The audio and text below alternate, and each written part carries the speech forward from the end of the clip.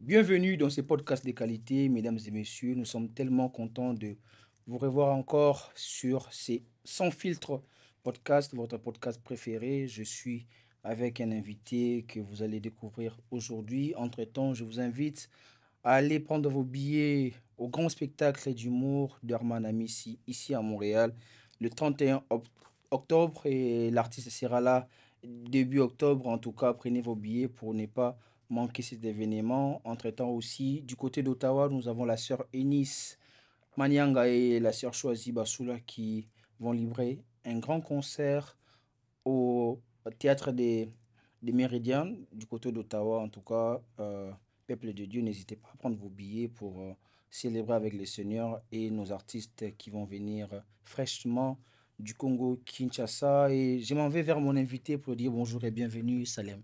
Bonjour, coach Etouja. Comment vous allez? Je vais toujours trop bien comme à mes habitudes. Toujours trop bien et c'est pour la première fois que je sois sur ces plateaux de podcast sans filtre. Déjà, quel est votre ressenti? Pour moi, c'est... J'ai toujours regardé ça. Ah ouais. J'ai regardé les épisodes, j'ai regardé les extraits surtout sur TikTok et moi je dis bravo au coach Chapeau pour le boulot qui est fait ici. En tout cas, j'aime. Ouais, merci beaucoup. Et pour moi, c'est un grand plaisir que des gens apprécient ce que nous faisons. Et aujourd'hui, c'est ton tour. Et je sais que on va bien s'amuser. À l'entrée des jeux, si les gens, pour les gens qui vont te découvrir aujourd'hui, Mhm. qui t'ont jamais vu, qui te voient surtout sur les réseaux sociaux, qui est Salem? Qui est Salem. En quelques mots, Salem, c'est un enfant de Dieu. Oh, enfant de Dieu. Enfant de Dieu, c'est mon identité préférée. Oh, ok. Je suis enfant de Dieu, je suis prédicateur. Mhm, J'allais dire écrivain, mais je suis encore en train d'écrire. mhm. J'apprends encore et je suis étudiant dans le domaine des finances. Ok, donc malgré votre identité d'enfant de Dieu, Dieu. vous continuez aussi les études dans les finances. Oui, oui, exactement. Mais vous, en tant qu'enfant de Dieu, comment vous avez rencontré le Christ? Oh, j'aime raconter cette histoire en commençant par ce qui s'est passé avant. Ok. En parlant de ce qui s'est passé avant, la période qui a précédé le jour où je rencontrais le Seigneur, j'avais dans mon cœur, coach, une aversion contre les églises. Oh, Je vous ne le fais pas dire. Je suis né dans une famille chrétienne où, vous connaissez, au pays, en Afrique, mhm. dimanche, on part à l'église. Tout le monde. Mais à un moment, quand vous grandissez et que vous avez certaines libertés, je choisissais de ne pas aller à l'église. Ok. Moi, c'était quand il fallait aller à l'église, moi, je m'enfermais dans ma chambre, vous n'allez pas me faire sortir de là. Mhm, Il y avait cette aversion, ce dégoût-là contre l'église. Puis, comme j'ai dit toujours, j'ai dit, il faut avoir de bons amis quand même. mhm. J'ai une amie qui nous harcelait, moi et une autre amie à moi. Jeudi, on a culte de la jeunesse, venez, elle nous a fait 2 mois à nous harceler avec ça. Je me suis dit, finalement, on va aller, comme ça, elle va arrêter De nous harceler. de nous harceler avec ça. Ce jeudi-là, je pars et je ne pars pas parce que j'ai fait au culte. Mhm, Étant quelqu'un qui a toujours aimé la lecture, lire mhm. et réfléchir, je me suis dit, en allant là-bas, celui qui aura le malheur d'être prédicateur, je vais le contredire. Je vais Hmm. détruire toute sa thématique, toute sa thèse. Mais je suis arrivé là-bas, j'ai trouvé quelqu'un qui enseignait, qui est resté pour moi aujourd'hui un grand frère et un mentor, Ok. le docteur Daniel Amagne. Mhm. Et je trouvais face à moi une intelligence face à laquelle, coach, je n'avais rien à dire. Ok, rien à contredire, Rien à contredire. rien à mettre comme antithèse. Rien. Il n'y avait pas d'antithèse, je vous dis.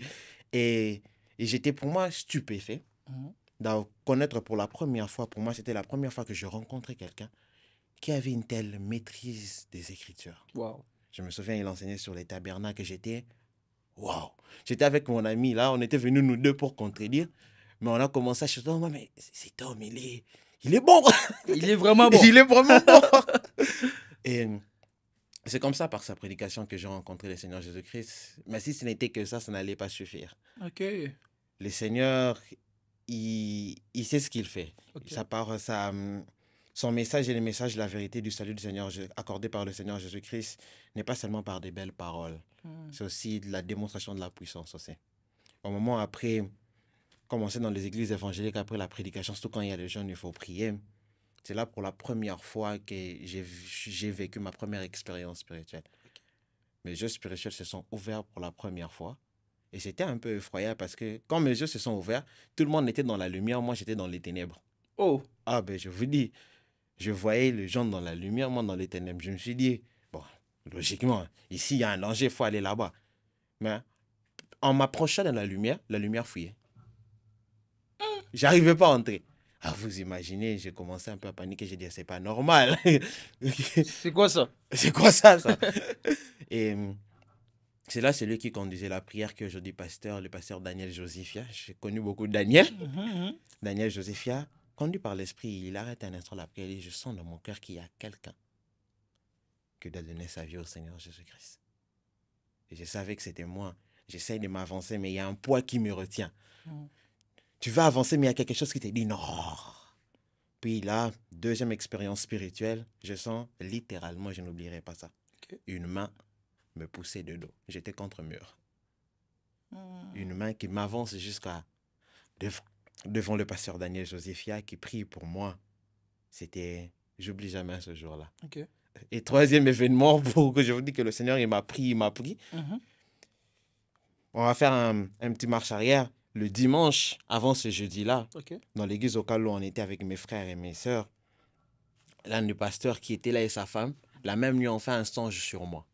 Le même songe. Salem en train de prêcher. Alors, ils viennent dimanche, ils en parlent à ma mère m'en parle. Mhm. Et il m'a dit, va, qu'on se va parler avec le pasteur. Les pasteurs, ils m'en parlent ces jours-là. Vous savez, quand vous êtes païen, quand vous parlez de Jésus, vous êtes concentré. Vraiment, pasteur, c'est vrai. Mais quand vous sortez après, sans ses affaires à lui. Mhm. Ce jour-là, ce jeudi soir-là, je suis rentré de cette église locale-là, où on m'avait invité, à mon église en train de pleurer. Oh. Oui, je pleurais, j'ai dit, j'ai rencontré Jésus. Je pleurais, je pleurais. J'arrive à l'église, à la bonne coutume de Kinshasa, il n'y avait pas d'électricité, Comme toujours. comme toujours. Je trouve c'est le pasteur qui est là, le pasteur Yves Moabi, j'oublie pas son Mhm. nom, qui a dormi qui avait prévu de dormir ce jour-là à l'église pour vaquer dans la prière pendant toute la nuit. Mhm. Il me voit entrer comme s'il m'attendait. Oh. J'arrive, je lui parle de tout ce que j'ai dit avec eux. Je venais de vivre. Il ouvre son sac et il me donne un planning déjà tracé de lecture biblique. Il me dit, ça c'est pour toi, je t'attendais. J'ai dit, Donc, un planning pour toi de déjà commencer à tracé, lire la Bible. je commence à lire la Bible. Vous saviez que je viendrais? Il m'a dit oui. Ah! C'est comme ça que j'ai rencontré le Seigneur. Mhm. Et dès mes premiers jours, je suis un passionné des Écritures. Mhm. Depuis ce premier jour, je suis un passionné de la Bible, la lire, Tu n'as jamais l'étudier. arrêté, tu n'as Oh, jamais eu de recul. Donc, toi, la, c'était la Bible. la Bible, rien, rien d'autre. Oh, La première fois, la deuxième fois, la troisième fois, tu as confirmé, c'était ton chemin et oui, oui. jusqu'à aujourd'hui. Jusqu'aujourd'hui, ça va même vous étonner. Il y a eu l'inverse de ce que beaucoup de... Tu sais, c'est passé avec moi, l'inverse de beaucoup de croyants Mhm. lorsqu'ils se reconvertissent. Beaucoup sont plus prières que lecture biblique. Ok. Moi, c'était l'inverse. Je lisais plus la Bible que je ne priais au début. Oui, Hmm. oui, je pouvais faire 2 heures avec la Bible, 10 minutes de prière. Donc, aujourd'hui, comment tu fais avec la lecture et la prière? Est-ce que, au fur des années, après avoir, je dirais, la maîtrise, pas en toute totalité, parce que la connaissance, chaque jour, on acquiert, Mhm. avec la prière, comment tu fais aujourd'hui? Mm. C'est de l'équilibre où Oui, oui. tu as compris que chaque chose avait sa part dans ta vie. J'ai compris que chaque chose avait sa part, Mhm. que l'un n'avance pas sans l'autre. Ok. Je me suis rendu compte que l'efficacité de la prière se trouve dans la connaissance des Écritures. Et pour puiser loin, pour puiser dans la profondeur des Écritures, il faut être un homme de prière. Je me suis rendu compte que les deux sont interconnectés. Alors je commençais à associer les deux petit à petit en marchant avec Dieu et à apprendre. Et ça a pris la tournure que ça a pris. Donc, pour qu'un enfant de Dieu solidifie sa relation avec Dieu, normalement, les deux choses doivent aller ensemble. Oui, obligatoirement, les deux choses doivent aller ensemble. Ok. Mais après avoir reçu Jésus-Christ, on sait qu'il y a toujours des persécutions et toujours des tentations. Mais quels sont les défis rencontrés après avoir reçu Jésus-Christ? Hmm. L'un des premiers défis, je n'oublie pas, c'est de changer mon entourage. Oh. Je me suis rendu compte que les amis qui étaient mes amis ne pouvaient plus être mes amis. Mhm. Je suis devenu enfant de Dieu. Vous aviez des amis, j'ai fait le collège Saint-Raphaël Ok. entre les filles, les sorties, les piscines et tout, on s'est dit, ces gens, je ne peux plus marcher avec eux, je ne peux plus être avec eux comme ça. Le premier défi, c'était de trouver de nouveaux amis. Et j'aime dire une chose, certaines personnes disent qu'il ne faut pas forcer une relation. Moi, il y a des relations que j'ai obligatoirement forcées. Ok. Oui, il y avait un groupe d'élèves au collège Saint-Raphaël, coach, on les appelait les pasteurs. Ils prêchaient, moi je les ai vus, j'ai dit, ces gens, je vais être ami avec eux tous. Aujourd'hui, je suis ami avec tout le monde. Ah ouais? Oui, oui. J'ai pris la peine de les approcher. J'ai pris la peine de les écrire. Je me souviens d'une amie qui s'appelle Carole. Un jour, je lui ai écrit sur Messenger. J'ai dit, Carole, donne-moi ton numéro. Elle m'a dit, tu vas faire quoi avec? À l'époque, elle me connaissait pas, elle connaissait qui j'étais, pas qui j'étais devenu. Donc, elle s'est dit, ce garçon, il n'est pas très, très net, il marche pas avec les bonnes personnes. Donc, pourquoi il demande Mon numéro. mon numéro? Elle m'a dit ça froidement comme ça. Pourquoi? J'ai juste dit, je vais être ton ami. Ok. Comme ça. Je commence à approcher chacun d'entre eux. Je commence à apprendre à les écouter, à être des amis. Avec certains, je suis très, très proche aujourd'hui. Ok. Ça, c'était le plus grand défi, je dirais. Et c'est quelque chose que j'ai gardé jusqu'à aujourd'hui. Je suis resté très sélectif sur les types de personnes qui m'entourent. Ok. Des Donc, personnes. c'était important pour toi, Oui, oui. après avoir reçu Jésus, de choisir aussi des personnes auxquelles tu devais entretenir des relations pour aussi t'aider Avance. à marcher vraiment, réellement avec Dieu. Oui, oui. C'est aussi très important pour toutes les personnes qui nous suivent aussi. Il faut savoir que si vous voulez avoir une vie chrétienne stricte et rigoureuse, je pense que l'entourage compte et il faut choisir aussi des bonnes personnes qui vont vous accompagner. Ce n'est pas, si tu n'es pas un voleur, pourquoi tu vas marcher avec un voleur? Exactement. Si tu es enfant de Dieu, pourquoi tu veux marcher avec un païen? C'est ça, Donc, exactement. la bonne chose, c'est de marcher avec les enfants de Dieu et de chercher à prêcher les païens. Pas de Oui, fuir les païens, pas de mais fuir les païens, exactement. de les prêcher. Mais c'est vraiment bien. On a compris qui tu es, comment tu as rencontré Christ. Et aujourd'hui, tu œuvres dans une église ici au Canada. Et Dieu t'a fait grâce de rencontrer une très belle personne, un ami que je salue, le pasteur Daniel Dioga, que j'aime appeler affectueusement le maestro de l'évangile.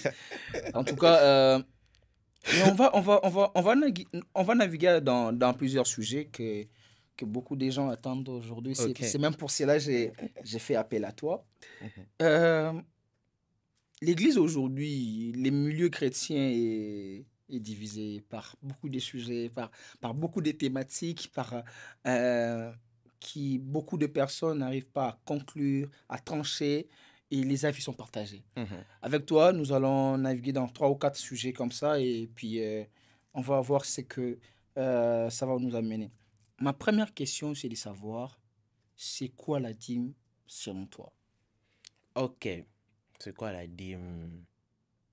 Selon moi, je crois que ce qui nous tue, ce qui amène les divisions, c'est parce qu'on veut donner des définitions aux choses selon nous. Oh, C'est ça le vrai problème. On fait plus des opinions au lieu de se référer à ce qui est écrit.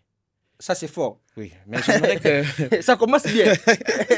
j'aimerais qu'on prenne la définition de la Bible dans les Écritures. Ok, bah, moi je suis disponible. Hein. Hmm. Je suis totalement disponible Ok. pour les écritures. En bref, pour dire un mot, si on prend dans sa globalité dans l'histoire de la dîme dans la Bible, Mhm. que la dîme, c'est une portion de nous, un dixième de Ok. notre revenu que nous dédions à l'Éternel, notre Dieu. Une portion. Une portion, c'était défini un dixième. Mais il faut retenir une chose. Je crois que vous voulez arriver sur le point aussi, il y a débat, doit-on, oui ou non, payer la dîme? Mhm. C'est ça. Mais Ok. moi d'abord, c'est quoi la dîme? Vous avez dit c'est une portion de Le notre un sac. dixième Mais là, de notre revenu. ça a été tranché à l'Ancien Testament ou dans le Nouveau Testament? Ok. Ça a été tranché à l'Ancien Testament, Mhm. mais pas par la loi de Moïse. Oh! Bah oui. Ah, ça l'aime, ça l'aime. Hein? Des révélations comme ça va encore créer des problèmes. Hein? Ah, malheureusement, faut le dire. Ok. Pas. Les gens pensent que le déficit, comme je vous ai dit, de beaucoup de chrétiens aujourd'hui, c'est qu'on ne lit pas la Bible. Mhm. Les chrétiens ne lisent pas la Bible. On prie beaucoup, on ne lit pas. On pense que la dîme est arrivée avec la loi de Moïse. Mhm. Non. Mais lorsqu'on va dans le livre de la Genèse, Mhm. Abraham a payé la dîme. Ah, Il n'y avait pas encore la loi qui était écrite. Non, non. La loi n'était pas encore venue. Mhm. Parce que généralement, quand on parle de l'Ancien Testament, Mhm. on parle de la loi et des prophètes. Ok. Abraham, c'est avant la loi et le prophète. Ok. Abraham a payé la dîme. Si on avance encore un peu plus, on avance, c'est Jacob. Mhm. Lorsqu'il arrive à Bethel, il dit, l'Éternel, mon Dieu, si tu fais réussir mon voyage, je te donnerai le 1/10 de tout ce que j'aurais gagné. C'était bien avant que Moïse arrive avec la loi. Ok. Alors, la dîme, Ancien Testament, Nouveau Testament, j'ai dit la dîme est une révélation divine. Ok. C'est Dieu qui a instauré ça comme ça. On dit, j'aime ce que le islamiste dit notre Dieu au ciel, il fait ce qu'il veut. Dieu a instauré ça comme ça. Parce que personne n'avait dit à Abraham qu'il fallait donner un dixième. Mhm. Personne ne l'avait enseigné ça. J'ai lu la Bible. Abraham a vu Melchisédek passer et il s'est décidé de lui donner un dixième. Personne n'avait dit ce jour-là à Jacob de décider que c'est un dixième qu'il fallait donner à l'Éternel. D'où j'aimerais en déduire que c'est l'Esprit qui leur avait inspiré cela.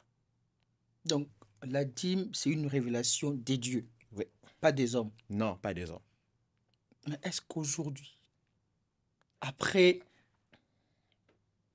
après le Nouveau Testament, ou soit après l'Ancien Testament, aujourd'hui nous sommes dans le Nouveau Testament, dans la Nouvelle Alliance, est-ce qu'on peut toujours donner la dîme?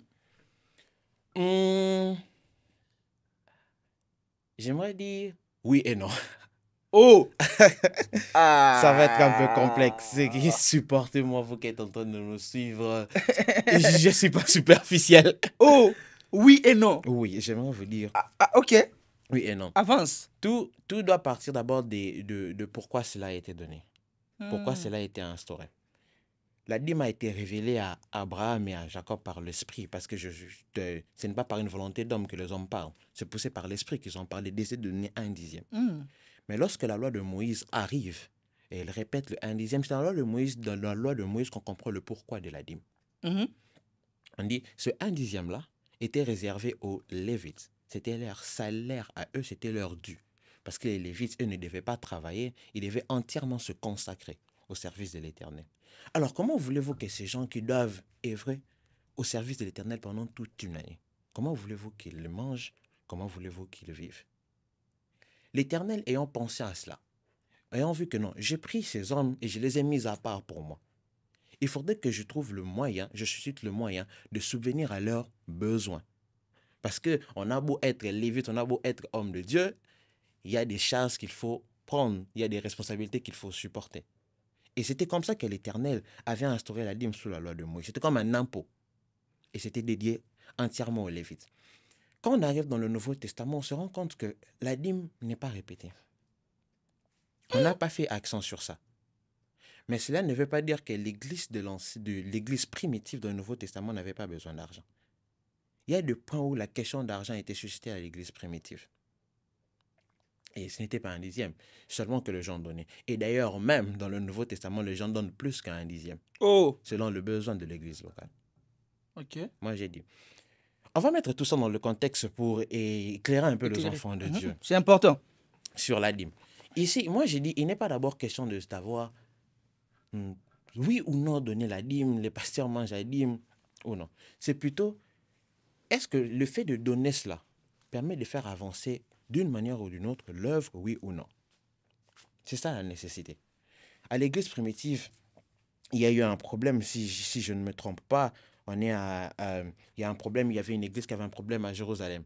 Il fallait subvenir aux besoins de l'église qui était là-bas. Alors toutes les autres églises, sous la demande de Paul, se sont mis à cotiser et à envoyer leurs apports. Même pas à leur pasteur, au pasteur d'une autre église qui a un problème. Les gens se sont rassemblés, se sont cotisés. Paul a envoyé des gens qui passaient et il disait même à certains d'ailleurs, il y a une telle autre église qui a donné autant, il y a une autre qui sont même faibles, même ils n'ont pas beaucoup de moyens, mais ils ont tout fait pour aider les frères qui sont là-bas. J'aimerais qu'on réfléchisse sur la nécessité de la dîme comme étant, aujourd'hui on a nos pasteurs. Ayant été à côté de quelqu'un comme le pasteur Daniel, je vous dis, c'est un travail lourd à porter. Des fois, ça nécessite pour le pasteur à un certain niveau, où il doit se consacrer lui entièrement à temps plein à vous. Ok. Oui. Donc, lorsque l'église est encore lorsque l'église est encore jeune, Mhm. il se débrouille pour faire les deux parce qu'il ne peut pas charger l'église de certaines responsabilités. Mais plus l'église s'est mise à grandir, plus il se rend compte que la responsabilité est devenue grande et qu'il peut difficilement faire le deux. Faire le deux à la fois. C'est là qu'on reçoit un appel littéralement à temps plein. Alors lorsqu'on a dans notre église locale, notre pasteur qui est appelé à temps plein, il faudrait que l'église trouve le moyen de le payer. Dans certaines églises, c'est la dîme qui est revenue. Et on pensait à cela, on a dit la pensée de l'Éternel avec les Lévites, c'était cela. Les Lévites étaient appelés à temps plein, nous allons faire comme les Lévites. Comme avec les Lévites. Nous allons prendre les 10 pour un dixième et nous allons donner ça à l'homme de Dieu. Et il sera à temps plein là pour exercer entièrement le ministère. Dans certaines églises, c'est là maintenant la partie non où il n'y a pas une dîme qui est payée. Mais dans le budget de l'église, on prévoit un salaire pour les pasteurs. Ils travaillent à l'église. Donc, donc, les pasteurs qui exercent le travail dans l'église est payé par l'église. Et payés par l'église. Comme certains ouvriers aussi qui sont là à temps plein. Vous pensez que tous les ouvriers dans les églises sont payés? Non, c'est pas ce que je dis. C'est pas ce que j'ai dit. Ok. Il y a dans l'exercice, dans l'organisation de l'église des ouvriers qui sont là à temps plein, Mhm. qui doivent obligatoirement rester là. Par exemple, on a dans l'église agrandie, dans le coulisses de l'église, on a besoin de comptables.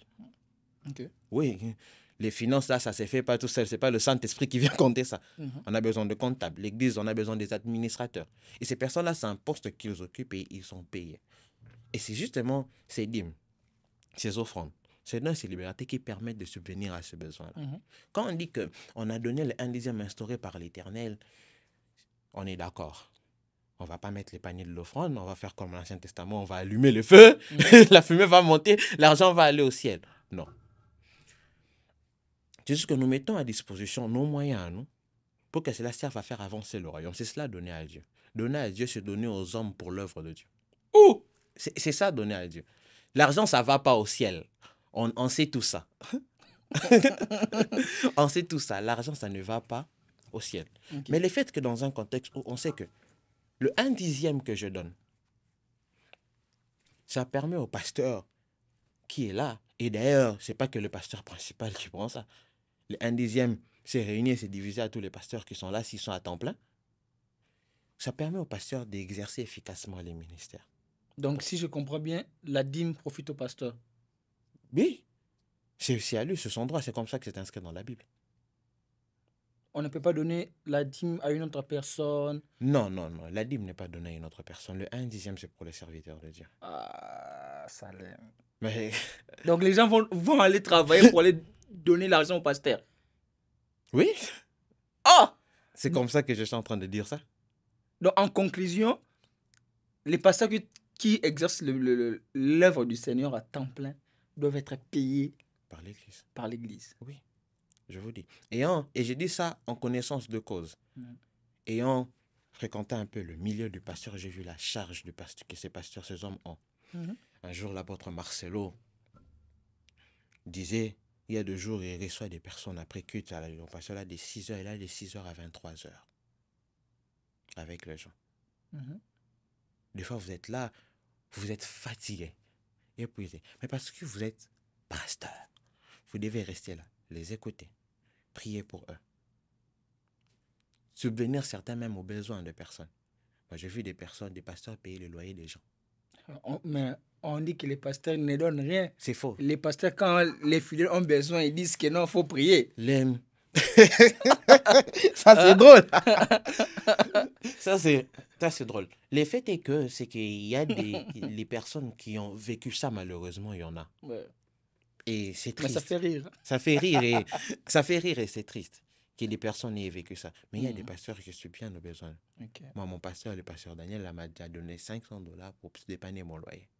Okay. Et j'ai dit ça aujourd'hui. Les gens peut-être vont écouter ça. C'est la première fois qu'ils vont entendre parler de ça. Il y a des pasteurs qui aident leurs fidèles. Okay. Un jour, c'est le docteur Atoms qui en parlait. Il a dit un jour, il y a un fidèle qui avait un problème financier qui est venu vers lui pour le demander. C'était vraiment, il s'était fait chasser de la maison, ne voulait plus parce qu'il était devenu chrétien et tout. Et son loyer, il n'arrivait pas à subvenir. Et le docteur allait demander au travail, il a demandé une avance sur son salaire. Et il a tout donné à cette personne. Okay. Et ça, ces hommes de Dieu ne vont pas créer ça haut et fort. Parce que le principe est quand je donne, de la main droite, la main gauche ne doit rien savoir. Mais malheureusement, on a de contextes où des personnes qui ont malheureusement, et c'est triste, vécu des situations où le pasteur peut les aider. Mais il préfère... Ça, c'est de la méchanceté. Quand vous pouvez aider quelqu'un financièrement, ne le faites pas prier. Oh, Mais oui, il y a des choses, il y a la prière, mais il y a des il y a choses des aussi. choses, si c'est l'argent qui peut régler ça, coach, mettons l'argent pour régler ça. Ok. Mettons l'argent. Mais on est dans le contexte où il y a des personnes qui sont... Il a dit, le pasteur peut m'aider dans cette situation, l'église peut m'aider dans cette situation. Mais ils sont arrivés, ils n'ont pas reçu de l'aide. Parce que la responsabilité de l'église, c'est aussi cela. Hmm. À Kinshasa, mon pasteur à Kinshasa nous répétait ça. Il me disait, Salem, l'église, c'est aussi le niveau social des personnes. Si l'église peut se mobiliser pour subvenir aux besoins d'un fidèle qui est dans la nécessité, il faut le faire. Et ça, c'est depuis l'église primitive que ça s'est fait. Hein. Dans l'église primitive, on sait que on n'est pas dans la même époque. Les femmes n'avaient pas le même droit qu'aujourd'hui, les femmes ne travaillaient pas. Alors, lorsqu'il y avait de veuves à l'église, l'église prenait soin de veuves. Ok. C'est l'église qui payait. Ce sont les pasteurs qui payaient tout ça. Ah, ça c'est encore bien, mais on va fermer cette parenthèse de la dîme. Mais aujourd'hui, on a l'impression que le pasteur utilise la dîme comme point de culpabiliser le chrétien. J'ai dit ça en connaissance de cause parce qu'il y a des prédications qui mettent en avant la dîme et les fidèles se sentent culpabilisés. Si je ne donne pas la dîme, je ne suis pas un bon chrétien, je n'irai pas au ciel. Ok. Est-ce que la dîme est liée à la bénédiction? Coach, je vais vous donner une réponse qui va vous faire encore rire. Oh, Et je vous dirai encore oui et non. ok. Je vous dirai encore oui et non. Déjà, il faut savoir que vous donniez ou que vous ne donniez pas la dîme, votre salut n'est pas conditionné par ça. Oh, La Bible a dit, vous êtes sauvés par grâce au moyen de la foi. Point barre. c'est tout. C'est tout, c'est ça. Dieu a fait grâce et vous devrez croire. C'est bon.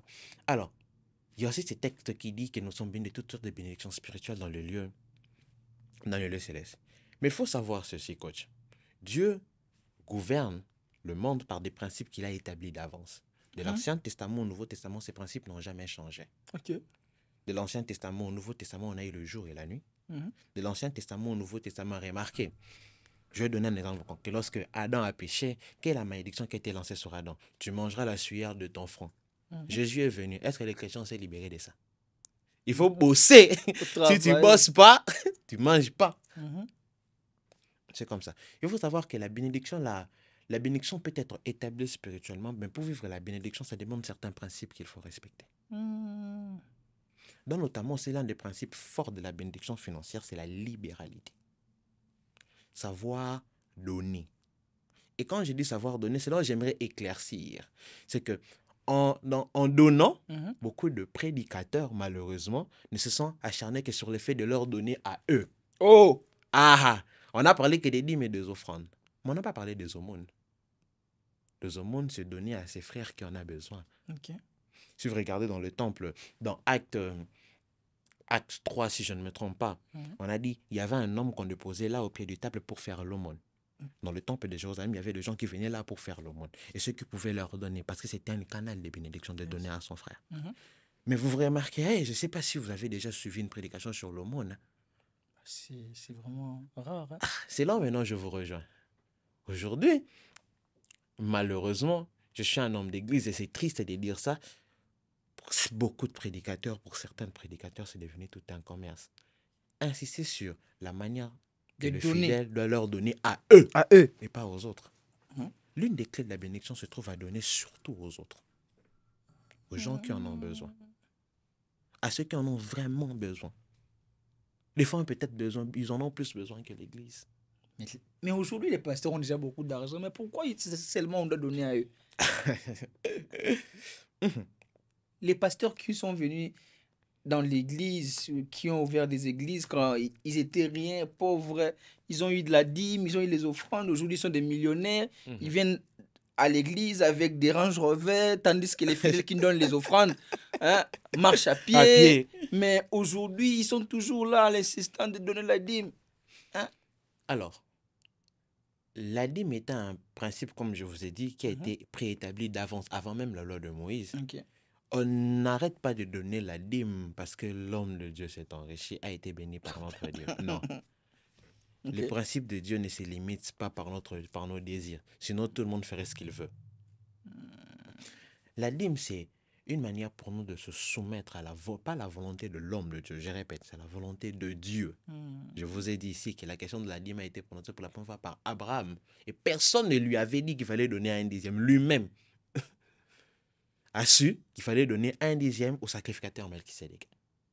Ok. Alors, même si l'homme de Dieu, à l'église, Dieu le bénit, parce qu'il faut savoir, il faut qu'on mette ça aussi au clair. J'aimerais faire cette parenthèse. Ok. Lorsque Dieu décide de bénir financièrement ceux qui lui appartiennent, les hommes de Dieu ne sont pas à l'écart. Tout le monde est concerné. Dieu peut bénir financièrement un homme de Dieu. Il peut bénir financièrement un pasteur. Ça peut venir par les ministères ou ça peut venir en dehors du ministère même. J'ai eu la grâce il y a quelques semaines d'être avec un homme de Dieu qui a été richement béni en dehors du ministère. Si vous le croisez, les gens vont dire qu'il s'est enrichi à l'église. Non. J'ai passé la soirée à parler avec lui. Il n'a même pas été béni par l'église. Ses affaires à l'extérieur ont prospéré. Dieu bénit tout le monde. Dieu bénit aussi ses serviteurs. Et ça peut passer aussi, Dieu peut bénir son serviteur par la dîme que nous sommes en train de donner. Dieu peut se décider de bénir son serviteur. Aujourd'hui, je suis à l'église avec le pasteur Daniel. Dieu veut bénir les pasteurs Daniel. Il dit, ok, étant donné que le pasteur Daniel, moi, Dieu, je lui donne le droit de prendre la dîme, je veux rendre Salem millionnaire. Salem donnera le 1/10. Bon, quand vous voyez ça comme ça a bénéficié à qui?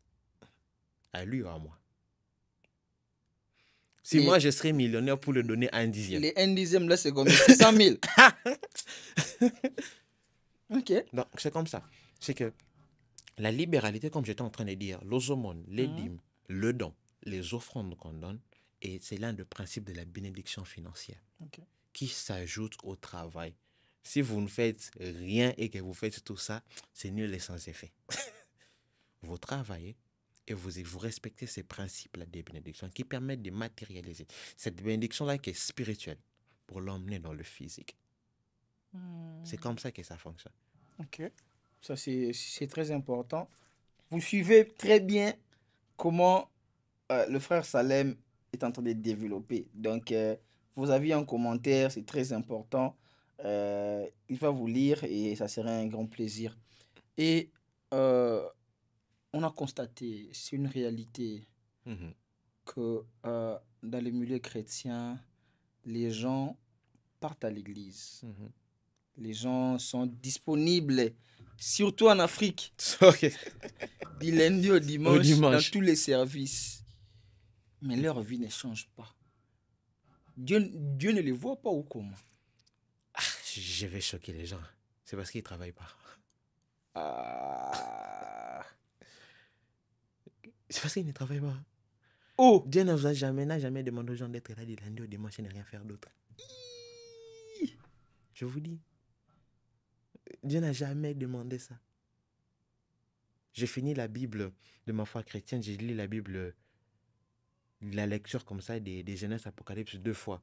Et par écoute, j'aime beaucoup. D'ailleurs, je conseille les gens pour vraiment avoir une relation avec la Bible. Aujourd'hui, on a les Bibles audio à écouter. Je ne sais pas combien de fois j'ai écouté la Bible des Genèse à Apocalypse. Je n'ai pas vu où Dieu a dit, si vous restez à l'église là, au tabernacle, moi je vais vous bénir là. Oh! Non, ça marche pas comme ça. Il faut être équilibré. Les gens doivent apprendre à être équilibrés. L'heure de culte, c'est l'heure de culte. L'heure de service, c'est l'heure de service. Quand c'est pas l'heure de service, allez travailler. Et les gens qui ont tout laissé pour aller dormir à l'église pour dire que non, Dieu doit me visiter. Hein, Salem?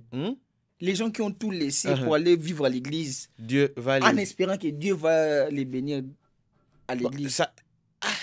Ils ont tout laissé. Ils n'ont pas de travail.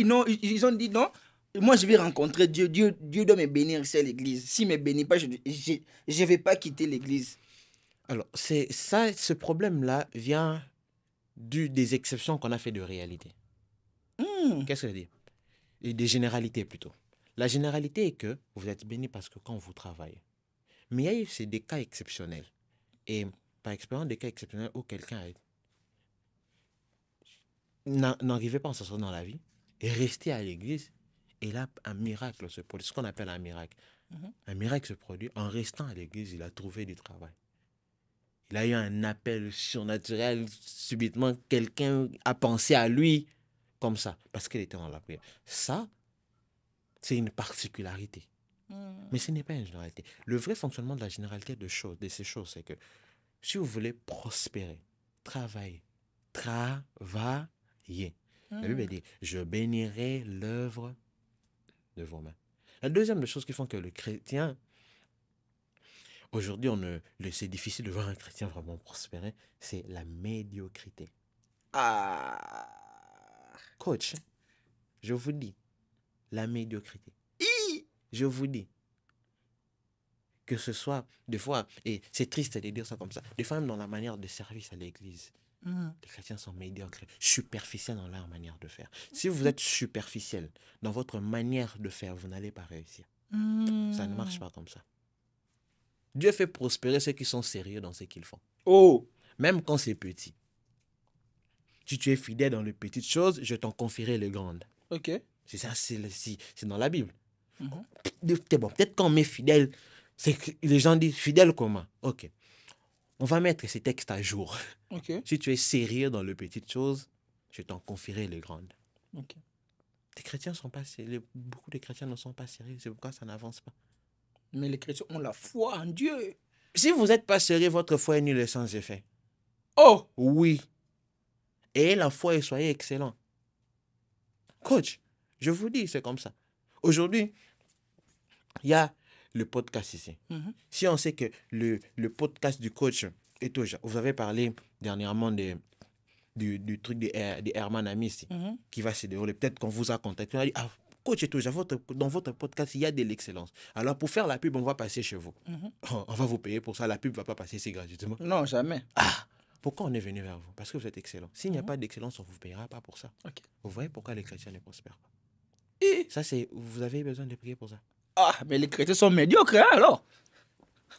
Certains chrétiens sont médiocres. Oui, j'ai croisé, moi, des chrétiens excellents. Et j'ai vu comment ils prospèrent. Ok. J'ai vu des gens mettre de l'excellence dans ce qu'ils font. J'ai vu comment ils prospèrent. Que ce soit dans leur... Vous verrez même les églises qui prospèrent rapidement, c'est les églises où le leader, il est excellent et sérieux.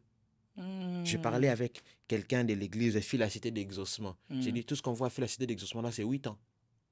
Il y a des églises qui ont 15 ans, 20 ans qui n'ont pas ces résultats-là. Et prient le même Dieu. Pas pour mettre à titre de comparaison. Des fois, aussi peut-être que Dieu, dans son plan à lui, va préférer faire attendre une église longtemps et plus vite faire prospérer Fila. Mais peut-être juste parce que Fila, ils sont excellents dans ce qu'ils font. J'ai été là-bas. C'est un niveau, la première fois que je suis entré à Fila, vous sentez la présence de Dieu et l'excellence qui est faite partout. Ok. Mais s'il y a un chrétien qui te regarde face à la caméra, qu'est-ce que tu peux lui dire à propos de tout ça? À propos de tout ça, mon frère, ma soeur, moi, je te dirais ceci. Et la foi, c'est bien. Prie, c'est même très excellent. Aliko Dangote a dit, personne n'est réussi sans être spirituel. Mais, dans tout ce que tu fais, qu'elle soit petite ou grande, fais ça bien. Fais ça vraiment avec excellence. Et c'est là que tu vas prospérer. Ça, c'est fort.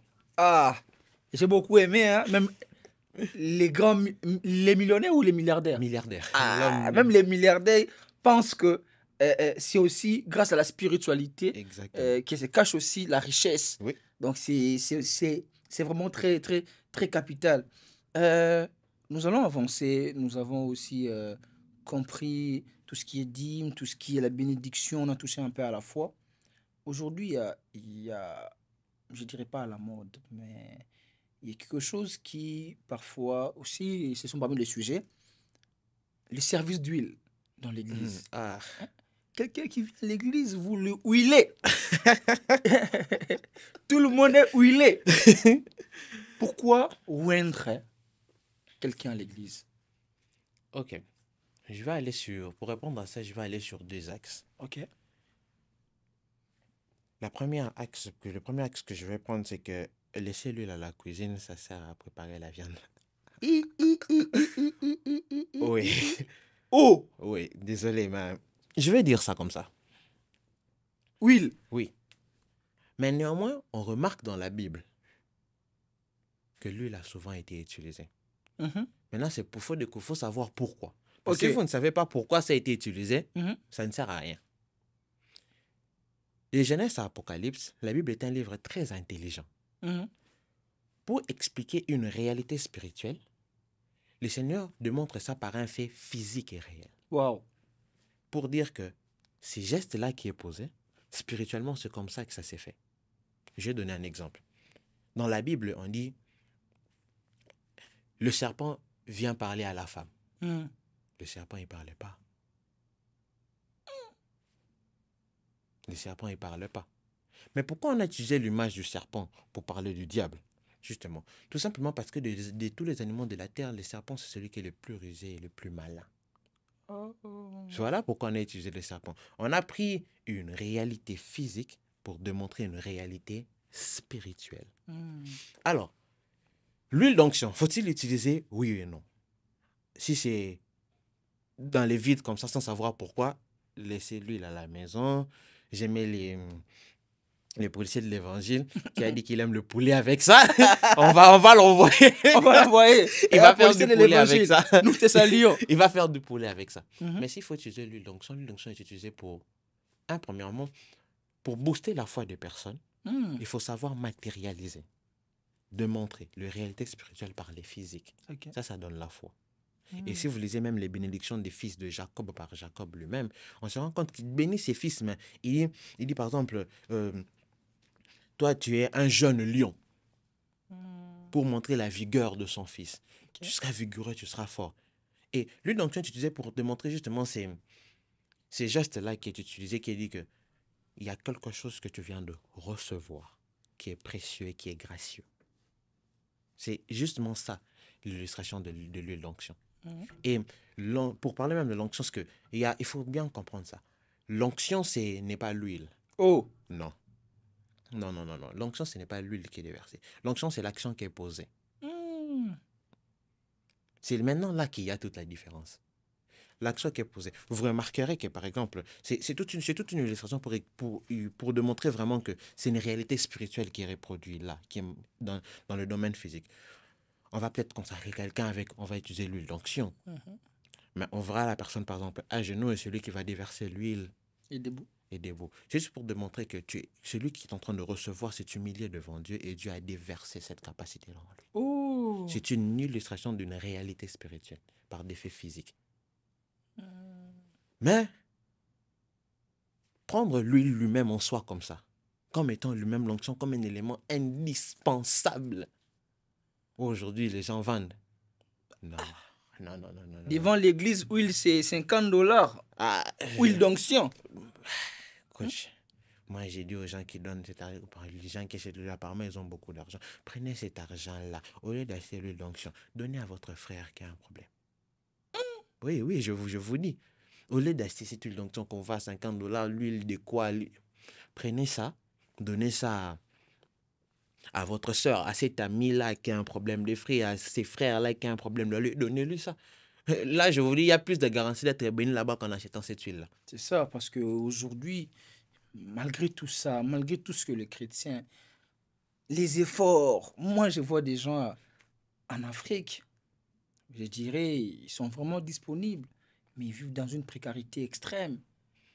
Hein, qu'est-ce que tu peux dire à ces gens-là qui traversent des moments difficiles, qui sont attachés à Dieu, qui te regardent, qui sont désespérés, qui disent, Seigneur, je me suis donné à toi, j'étais accepté comme Seigneur et Sauveur, mais jusque-là, il n'y a rien. Ils sont prêts à abandonner. Ok. À, à ceux-là, mes frères et sœurs, je vous dis ceci. 1. Persévérer. On ira au ciel parce qu'on aura persévéré jusqu'à la fin. Le Christ a dit à celui qui vaincra, je le ferai asseoir sur mon trône comme je me suis moi-même assis sur le trône de mon Père. Persévérez jusqu'à la fin, n'abandonnez pas. La vie est dure, ce sont les réalités de la vie. L'autre chose que j'aimerais vous dire, il faut savoir que les difficultés, les défis de la vie, ça fait partie de la vie. La vie, c'est pas toujours rose, enfant de Dieu ou pas. Ce que vous êtes en train de traverser, quelqu'un a traversé ça avant. Quelqu'un traversera ça après. Ok. Mais je vous assure, Dieu est fidèle. Il vous fera sortir de là. Mais seulement vous. Ne vous contentez pas seulement de prier, de jeûner. Non, non, non, non, non. il y a des choses dans ce monde qui ne fonctionnent pas avec le jeûne et la prière. Qui fonctionnent de fois, il faudrait que vous suivez une formation qui va vous donner une compétence qui va vous permettre d'exercer. Il faudrait que vous lanciez ces commerces-là, il faudrait que vous puissiez faire ces études-là, il faudrait que vous sachiez déposer ces CV-là. Ce sont ces choses-là qui font fonctionner.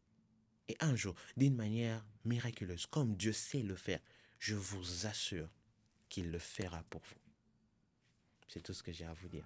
Amen. Je sais que cette déclaration va te booster et surtout n'oublie pas de te former. La formation, c'est aussi très importante. Les chrétiens prient beaucoup et oublient la formation. Les chrétiens préfèrent aller à l'église du lundi au dimanche, mais de fuir l'école. C'est triste. Les chrétiens s'absentent à l'école sous prétexte qu'il a service à l'église, alors que l'école aussi, c'est très important. Et que l'église aussi est très importante, mais il y a chaque chose À son temps. à son temps. Les chrétiens oublient ça. Et ce qui est déplorable encore dans le milieu chrétien aujourd'hui, on va en parler, c'est comment les chrétiens s'accrochent à la prophétie. Ok. Aujourd'hui, la prophétie est devenue comme l'élément de base pour attirer les chrétiens. Selon toi, c'est quoi la prophétie? Ok. La prophétie, par une définition simple et biblique, c'est annoncer les choses qui vont arriver Yes. d'avance, avant qu'elles n'arrivent. Mhm. Première chose, on devrait mettre le point sur les i, c'est que à confusion, on confond la prophétie et la parole de connaissance. Oh! Oui. J'ai vu beaucoup de gens qu'on appelle prophètes qui ne sont pas prophètes, qui ont reçu le don de parole de connaissance. Le don de parole de connaissance, contrairement à la prophétie, annonce soit les choses qui se sont passées là, ou les choses qui se sont passées avant, et sans que cette personne-là n'ait été informée d'avance. Yeah. C'est ça le don de parole de connaissance. Si je ne vous connaissais pas, par exemple, et que je venais, je vous disais, oh, bonjour, vous vous rappelez comment Coach Toja, ah, vous avez un fils, une femme, et je commence à donner des détails comme ça. Ça, c'est la parole de connaissance. Ok. C'est pas la prophétie. Et Oui. Et la prophétie, c'est annoncer les choses qui vont venir dans l'avenir. Alors, le chrétien s'accroche à la prophétie. Des fois, cette prophétie ne se réalise pas. Des fois, parce que, premièrement, parce que je ne sais pas comment je vais dire ça. Je vais dire ça comme ça, mais je vais expliquer après. ok. Des fois, coach, parce qu'on manque de maîtrise. Parce que des fois, dans la prophétie qu'on l'on a donnée à une personne, se trouve directement la clé pour vivre cette chose-là. Ok. Oui, oui. Oui. Généralement, la prophétie vient avec une direction qu'il faut prendre. Oh. Et les personnes sont tellement, si je peux dire, matrixées par le prophète qu'ils en oublient eux-mêmes la prophétie. Ils sont là, oh, on m'a dit ça, on m'a dit ça. Mais il faut savoir que lorsque Dieu veut apporter un message pour un changement en un homme, habituellement, il amène une direction à prendre. Ok. Je vais faire... Saül rencontre Samuel le prophète. Samuel le un pour roi. Il dit, toi, tu seras roi d'Israël. Mais avant que ça n'arrive, voici les éléments qui vont arriver. Tu vas rencontrer des personnes qui vont te donner à manger. Tu rencontres un groupe de prophètes, tu prophétiseras avec eux. Après cela, fais ce que tu trouveras bon à faire. Car le Seigneur est avec toi. Toute une direction est là. Trouve ce que tu trouveras bon à faire. La direction qui est là pendant, tu es devenu roi. Et dans le parcours pour devenir roi, commence à faire les choses que le roi doit faire. C'est comme ça que Saül a commencé à vivre. Ok. Au moment où il est monté. Et des fois, c'est que les personnes reçoivent la prophétie, coach. C'est qu'ils ont reçu la prophétie, ils sont attachés à ça. On m'a dit, je vais réussir. Le business que je lance là, ça va réussir. Mais la direction, c'est quoi? Et selon vous, comment matérialiser une prophétie? Comment rendre une prophétie visible? Comment attirer une prophétie? Je dirais, comment est-ce que, après avoir reçu une prophétie, quelle attitude même à avoir pour que cette prophétie se réalise? On parle de la prophétie, pas d'une parole de connaissance. On parle de la prophétie. Yes. Ok. Premier élément, gardez votre relation avec Dieu. Ok. Car c'est même dans la Bible, quelque part dans les livres des prophètes, Adonai, il est en train de dire, si même j'enverrai un prophète pour dire à cette nation-là que je la bénirai, si elle se détourne de moi, je ne la bénirai pas, même si j'ai déjà parlé. Vous savez comment? Là, on vient de soulever le premier point de pourquoi les gens ne vivent pas la Non, prophétie. il faut bander les scannes. Mais oui. Même si on envoie un prophète, là j'ai fait un résumé de ce qui est écrit, là, même si on envoie un prophète chez quelqu'un et qu'on lui dit une chose que l'Éternel dit par la bouche du prophète, je te bénirai. Si cette personne-là se détourne de droit chemin, moi l'Éternel, je ne le bénirai pas, même si j'avais déjà parlé. Oh! Ça veut dire que votre manière de vivre, entre le temps que vous avez reçu la prophétie et le temps où vous allez vivre la prophétie, va définir si oui ou non vous allez vivre la prophétie. Vous, on vous dit, ok, coach Etoja, vous allez devenir président de la République. Vous allez devenir président de la République. Voilà, dans autant d'années, tout ça, ça va se faire. Adonai vous a donné ce message-là. Il a dit, vous allez devenir président de la République et tout. Mais sinon, votre manière de vivre, vous êtes par exemple quelqu'un qui aime beaucoup l'argent, qui aime beaucoup la corruption. L'Éternel va vous épargner de devenir président de la République. Vous allez faire souffrir les gens. Vous aurez beaucoup d'argent devant vous.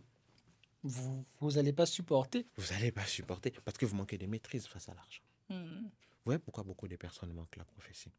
Le deuxième élément aussi qui permet de matérialiser la prophétie, ce que j'appelle, je vais nommer ça ici comme ça, la clé d'accomplissement. Okay. C'est que dans le message qu'on vous a donné, qu'est-ce que vous devez faire pour que ça arrive? Et deux fois, et c'est là maintenant que généralement les personnes qui arrivent à découvrir ce qu'ils doivent faire avant que ça n'arrive, ce sont les gens qui sont habitués à la présence de Dieu. Oh. Ils savent capter et comprendre le langage de Dieu. Parce que Dieu dit, ok, en 2020, l'année où je me suis converti, même on m'a dit, Salem, toi tu seras enseignant de la parole. Okay. C'est une prophétie. Mais dans cette simple prophétie, il y a la directive. Okay, que tu le suis. Être enseignant de la parole implique quoi? Vous vous rendez compte? Ça implique, il faut que tu sois un étudiant de la parole, il faudrait que tu passes peut-être l'école biblique, il faudrait que tu sois un homme de prière. Ça, c'est pas Dieu qui va faire ça. Non. Je vais m'élever devant les gens. Dieu m'a dit, je suis enseignant de la parole, je n'ai rien médité. Je vais enseigner quoi? Rien du tout. Je vais enseigner quoi? Tu es incompétent. Oui, tu es incompétent avec la prophétie. C'est ça. Et malgré que tu as la prophétie, mais tu n'es pas excellent. Tu n'as pas fait d'efforts pour être... Pour se mélanger. C'est même comme rencontrer la prophétie. C'est ça. Exactement. Et j'aimerais finir par un cas concret pour fortifier encore quelqu'un, le témoignage de Maman Nadège. Qui a dit, on l'a donné un jour un témoignage quand elle était plus jeune. Toi, tu vas épouser un homme de Dieu. C'est une prophétie. Et j'aimais la sagesse qu'elle a donnée. Elle s'est rendue compte que être la femme d'un grand homme de Dieu, ça implique quoi? Elle s'est rendue compte, elle a dit, je me suis rendu compte que j'étais quelqu'un qui était facilement en colère et que ça, c'est pas bien pour une maman pasteur. Wow. Vous voyez voir comment elle a commencé à poser des actes qui l'alignent dans sa prophétie. Aujourd'hui, c'est arrivé. Et nous bénissons Dieu pour ça. Gloire à Dieu. Vous savez ce que vous devez faire. Ce n'est pas parce qu'on a prophétisé sur vous que vous allez croiser les bras. Non, je serai milliardaire. Non, toi, tu croises les bras. Il faut travailler.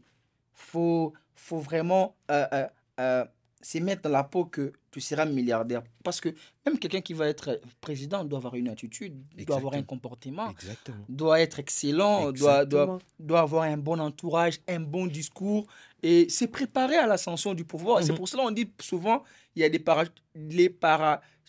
les parachutistes qui sont là, qui sont du haut d'en bas à bout. Il est devenu président, il n'est pas préparé. Il n'est pas préparé. Alors, pour arriver là, il faut se préparer. Malgré la prophétie, tu seras pasteur, mais tu ne lis pas la Bible. Tu ne pries pas, tu ne gênes pas, tu n'as pas un bon comportement. Tu aimes les femmes. Toi, tu es pasteur à l'église, mais tout le temps derrière les protocoles, derrière les sœurs. Les problèmes, c'est ça.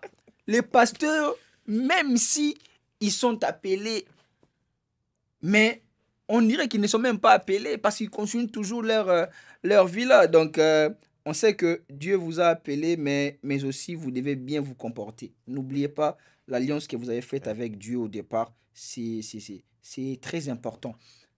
Salem, aujourd'hui, nous savons une réalité. On parle de la prophétie, mais au fur et à mesure, on attend parler, le ciel est ouvert.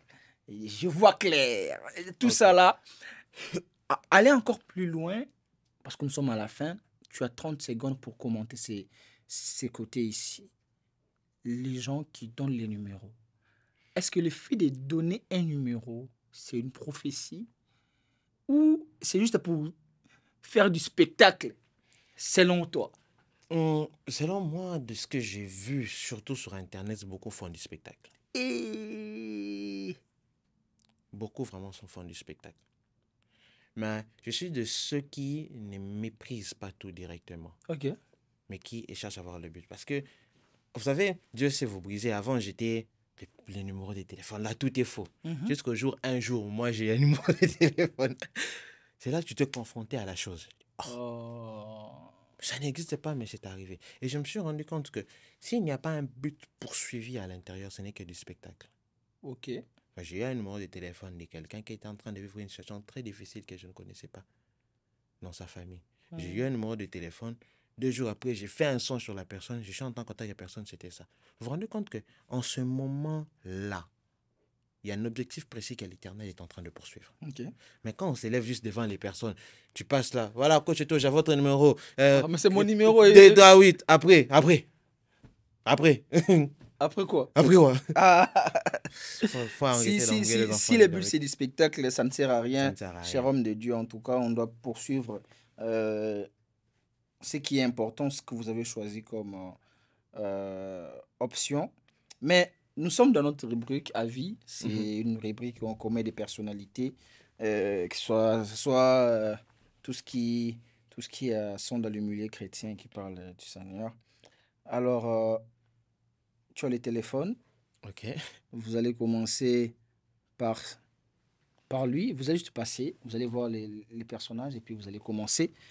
Alors, première personne, Ah, le policier de l'évangile. les policiers de l'évangile. L'évangile. Vous allez un peu Ok. remonter la voix, ça serait important pour vous. Le Voilà. policier de l'évangile. Bon, qu'est-ce que tu en penses des policiers de l'évangile? Il serait difficile de poser le mot, parce que je ne l'ai connu que ici, Ok. au podcast Sans Filtre. Ben oui, c'est ça. C'est...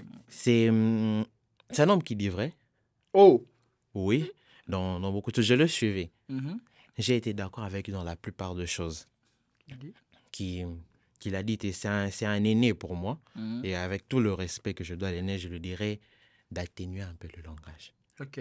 Parce que de ce que moi j'ai appris avec la petite sagesse de la vie que j'ai appris, le message passe plus facilement et plus facilement accepté.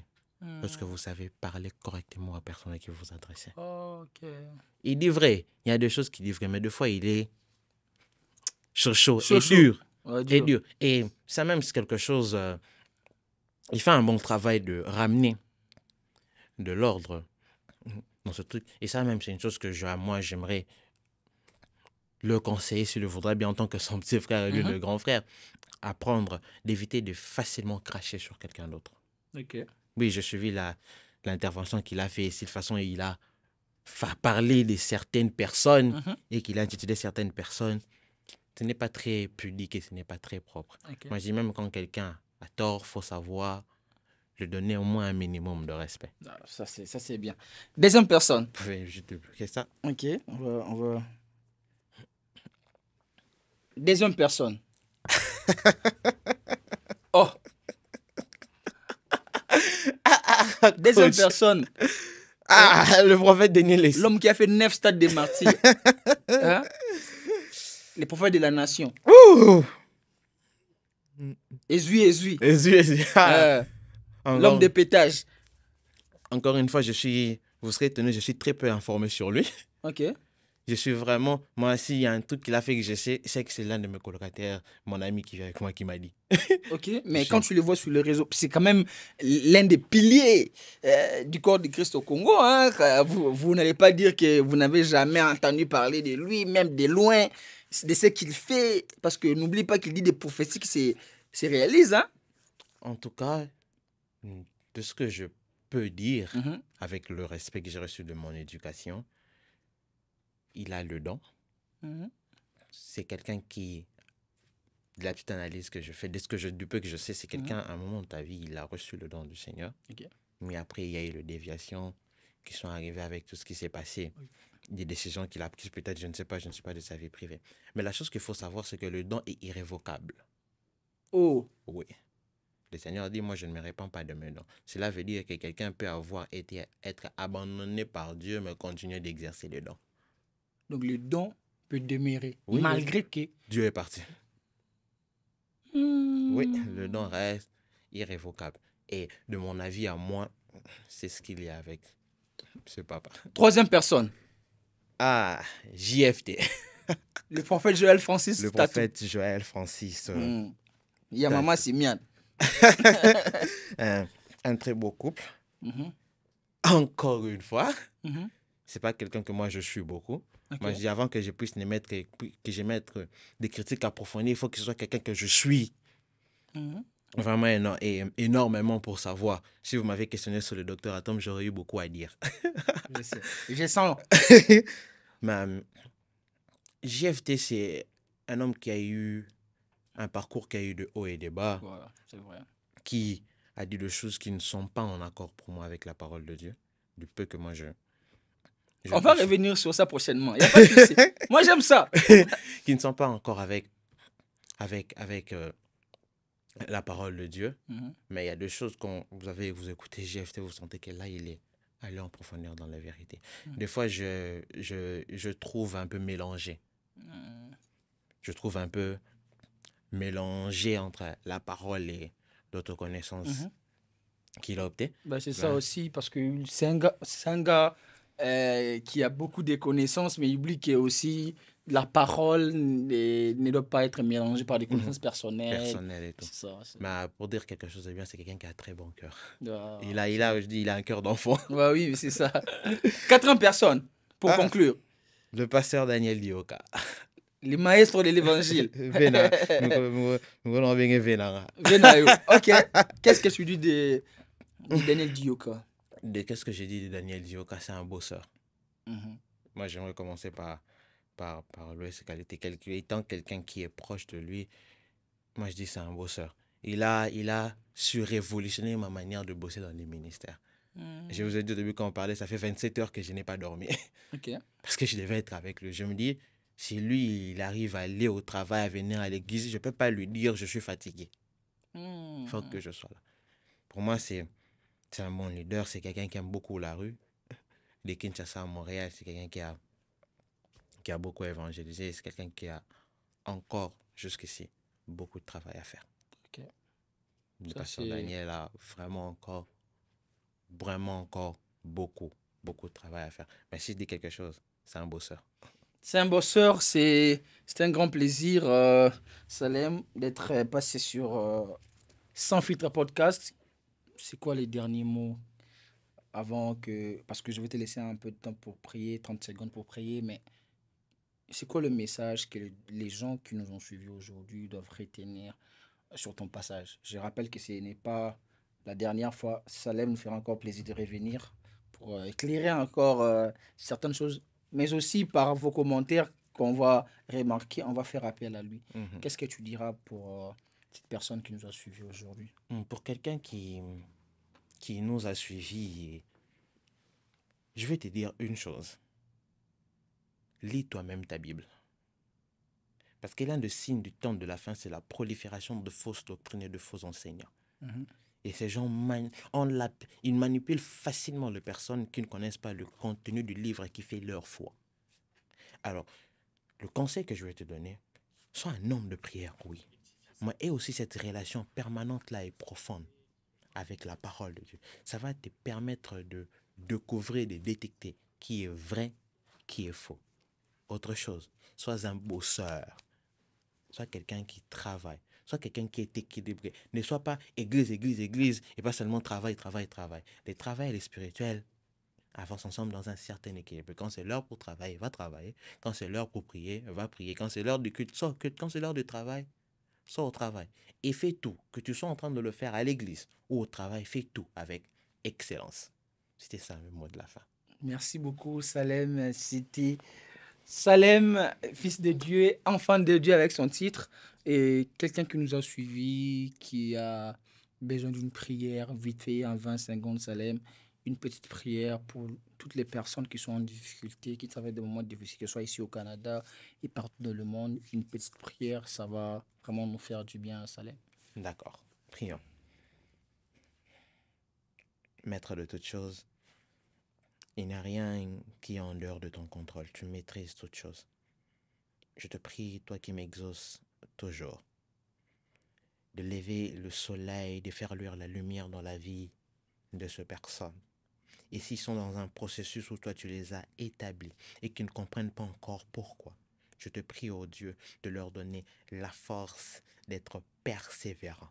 Car je sais que toutes choses concourent au bien de ceux qui aiment Dieu et de ceux qui sont appelés selon ses desseins. Que la paix de Dieu, sa grâce, son amour, sa bonté et sa force soient votre partage au nom de Jésus-Christ. Amen. Amen. Vous étiez nombreux à nous suivre ici pendant plus de 1 heure. Je sais que Dieu va vous faire du bien à travers son passage. Je ne pourrais pas finir cette émission sans pourtant saluer l'héritier du trône, Darwin Etoja, la reine Ameng, Mère Apalé, la mère de mes enfants. Je salue Maman Fifi Pembele.